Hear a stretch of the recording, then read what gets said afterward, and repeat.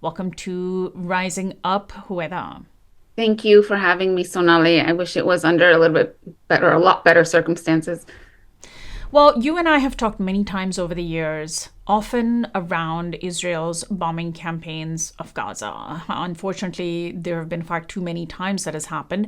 This time, it's different. It's monumentally, historically different. Let's begin by getting your response to the fact that there is international law against so much of what Israel has done in Gaza, but specifically when it comes to the issue of genocide, the genocide language that Israeli officials have used, and of course, the actual actions on the ground seem to be a cut and dry case of genocide. I mentioned at the top South Africa's efforts.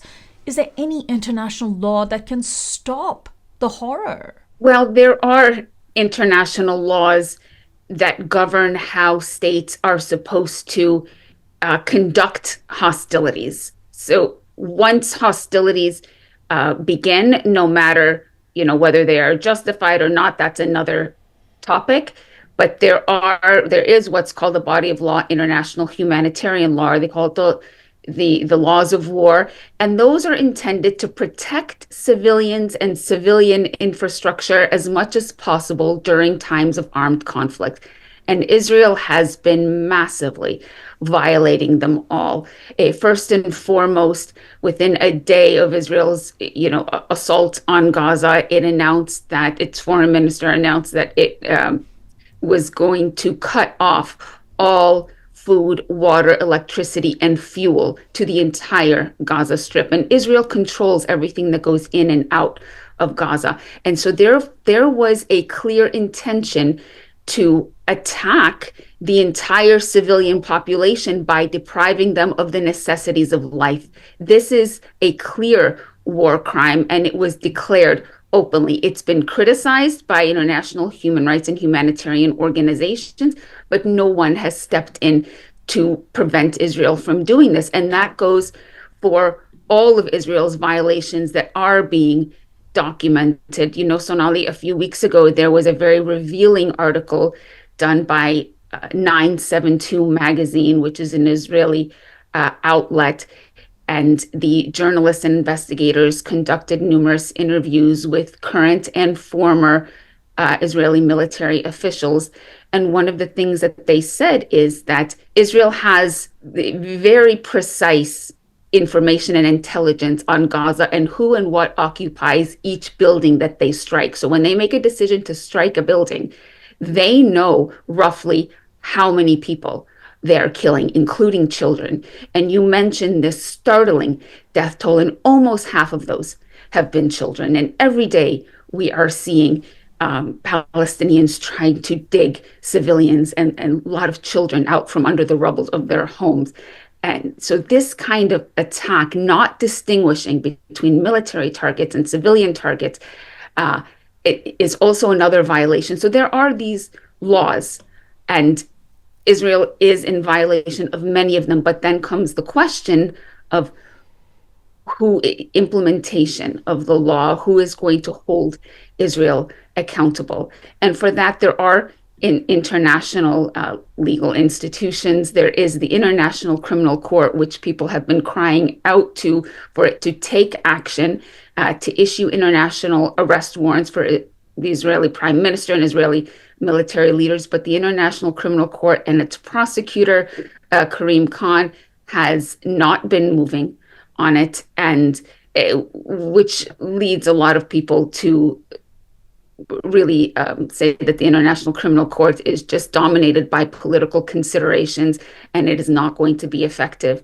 in holding Israeli violators of international law accountable. But then you have the initiative taken by South Africa to invoke the Genocide Convention at the International Court of Justice. That is a different kind of measure. It is a different kind of court, able to do different things. And some of us are hopeful that we will be able to get a interim preventative measures, an interim order that Israel is to stop its crimes, stop its attacks, and those hearings are coming up very soon, and we do see reports that Israel is concerned.